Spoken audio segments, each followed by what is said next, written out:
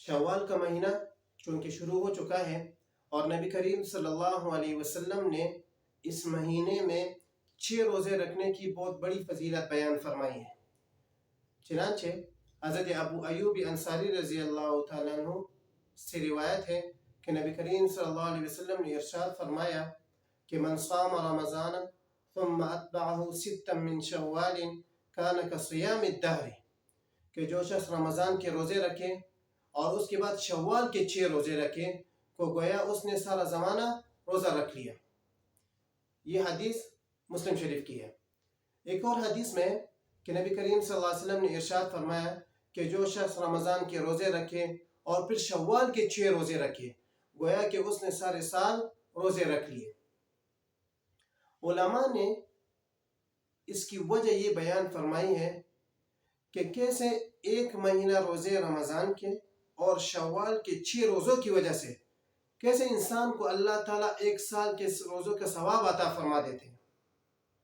تو اس کی دلیل یہ فرمائی ہے کہ اللہ تعالیٰ سورۃ الانعام کے آیات نمبر 160 میں فرماتے ہیں کہ من جاء بالحسنۃ فلہ 10 امثالها، کہ اللہ تعالیٰ انسان کو ایک نیکی کا ثواب 10 گنا دیتے ہیں۔ ایسے ہی کہ رمضان کے ایک مہینے کے روزے کا ثواب اللہ 10 مہینوں کے برابر کر دیتے ہیں، اور یہ شوال کے 6 روزوں کا ثواب اللہ تعالیٰ 2 مہینوں کے برابر کر دیتے ہیں۔ کیوں؟ کیونکہ جب آپ 6 روزوں کو 10 سے ضرب دیں گے تو 60 بنیں گے، اور 60 روزے یہ 2 مہینے کے ہی ہوتے ہیں، تو گویا آپ کو سارے سال کے روزوں کا ثواب مل گیا۔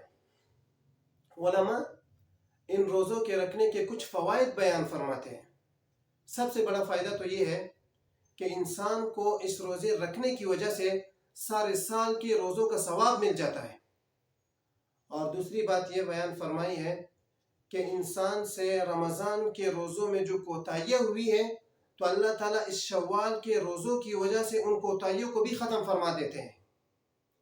اور تیسری وجہ یہ بیان فرمائی ہے کہ انسان کے ایک عمل کے قبول ہونے کی علامت یہ ہے کہ انسان کو اللہ تعالیٰ اس چیز کے بار بار کرنے کی توفیق عطا فرماتے ہیں، کہ جب انسان کو اللہ بار بار روزے کی توفیق عطا فرما رہے ہیں تو اس کا مطلب یہ ہے کہ اللہ تعالیٰ نے اس کے پچھلے جو روزے تھے رمضان کے وہ قبول فرما دی تھی۔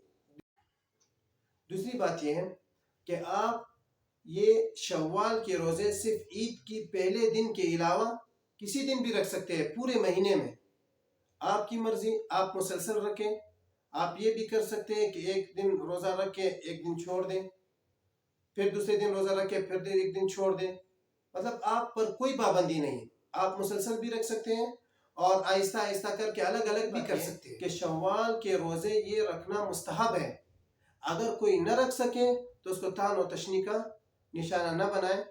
اللہ ہمیں اور آپ کو صحیح معنوں میں شوال کے روزے رکھنے کی توفیق عطا فرمائے۔